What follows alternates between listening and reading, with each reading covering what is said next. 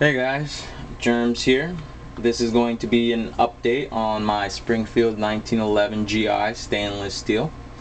I have other videos about it, but I am making this one to share the round count and to discuss how the gun's been performing since I've made my last video. I've fired it quite a bit since then, so I plan to keep on doing this. I'll make an update video every 500 rounds or so, just to give updates on the gun's performance, if I've had to change any parts, and just how it's been going with it. Before we begin, let's just do a quick safety check of the firearm.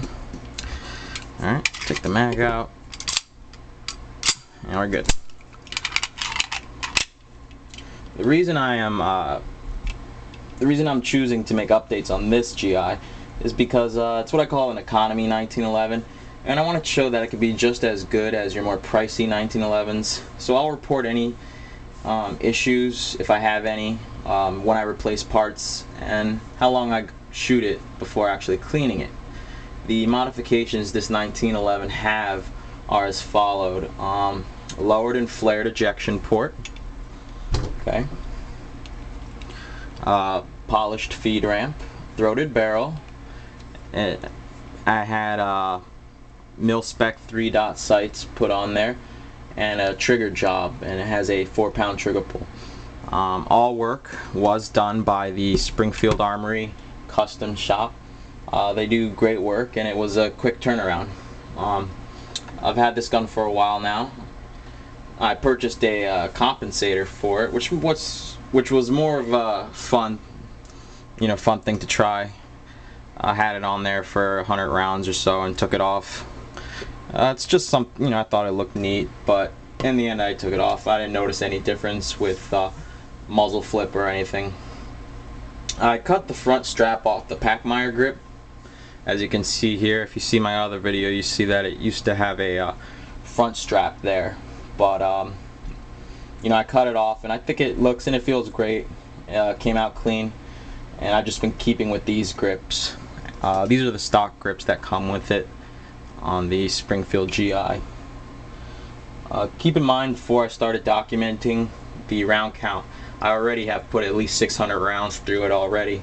I was cleaning it every time I fired it. Every time I went to the range, no matter how much ammo I put through it, I cleaned it. So this time I held off on cleaning it for a while.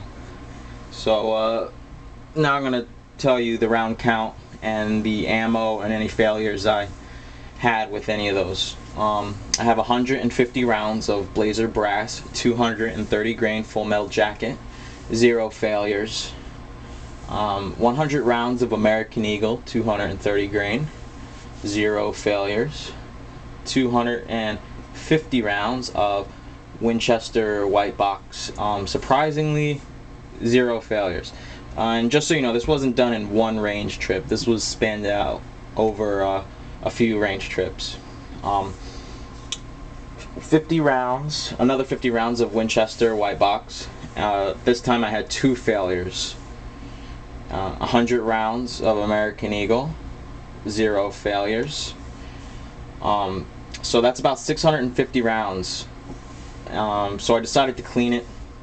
And I wouldn't even call it clean it. I actually just wiped down the feed ramp and oiled the firearm a little bit. I picked up 150 rounds of this Bitterroot Valley ammunition. These are hollow points. I picked them up from Cheaper Than Dirt, and I love this ammo. Great price. I don't know if they have it still, but I plan to pick up a few more boxes. My gun seemed to really like this stuff. Like I said, 150 rounds of that. 0 issues. So in all, I'm very pleased. I absolutely love this gun. That's 800 rounds, around 800 rounds give or take, with 2 failures, in which I cleaned it once. Like I said, I wiped down the feed ramp and oiled it. I think that's pretty good, considering the 2 failures were from the Winchester white box, which I consider pretty dirty ammo. Magazines used were one stock Springfield 7-round magazine, which had 0 issues. 2 Chip McCormick Shooting Star 8-round magazines, 0 failures. I also used 2 Wilson Combat 7-round magazines, which I prefer. I really like those magazines. 0 failures, and then the 2 failures came while using the Chip McCormick Power 10 round magazines. That's where I had the 2 failures. I've been using the stock Springfield 16-pound spring. I did order a Wilson Combat spring kit. I haven't changed it because I just don't feel the need to. Some people have suggested to try the 18-pound spring, but you know, if it isn't broke, don't fix it.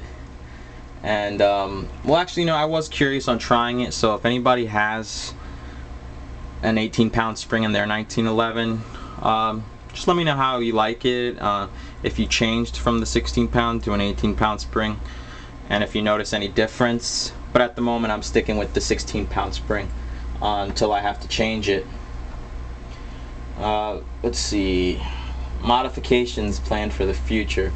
I would like to get a fitted competition barrel, as well as a full-length guide rod, one piece. I'd like to get a magazine well added, possibly a beaver tail. I did add the extended slide stop, which was a cheap modification that was easy to do. It did have the flat mainspring housing from Springfield, but I actually ended up going back to the standard arched mainspring housing. I actually like the way that felt over the checkered flat mainspring housing. Some people like the flat, but I have kind of larger hands, and in the end the arched felt better. Here's the Wilson Combat beaver tail. These are the stock grips. As you can see, it's got the Pac Myers, like I said. So that's it for now. Like I said, these are just going to be little updates to talk about how the gun's going. You know, round count, if I have to change any parts, and hopefully I'd like to get a real high round count on this firearm, just to show that, you know, you don't have to spend $1,000 to get a quality 1911. So if you guys have any questions, please feel free to ask. I'm not an expert, but I'll do my best to answer the questions. So until next time, take it easy, guys.